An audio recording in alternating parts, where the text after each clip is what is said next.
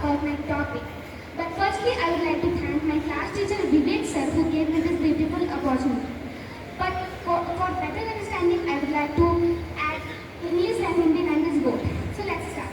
आज मैं जीवन के एक अभिन्न सच के बारे में बताना चाहती हूँ, जो कि है मृत्यु, death. Death is always perceived as the end, but it is actually a new beginning. जैसे दिन के बाद रात आती है, ठीक वैसे जीवन के बाद मृत्यु आती है. मृत्यु जीवन का अंतिम सत्य है, हम इसे नकार नहीं सकते.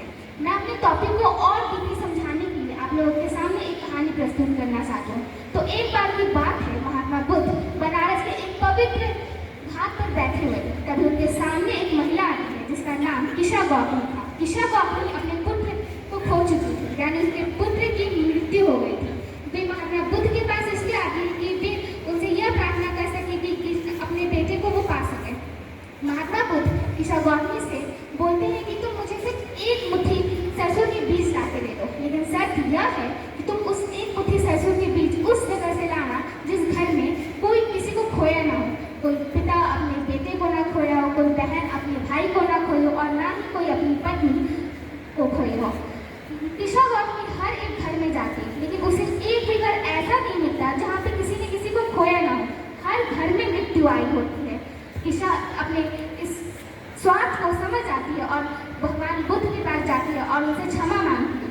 वो बोलती है कि महात्मा बुद्ध, आप सही थे, मौत तो हर घर में आती, ठीक वैसे जैसे आज मेरे घर में आई.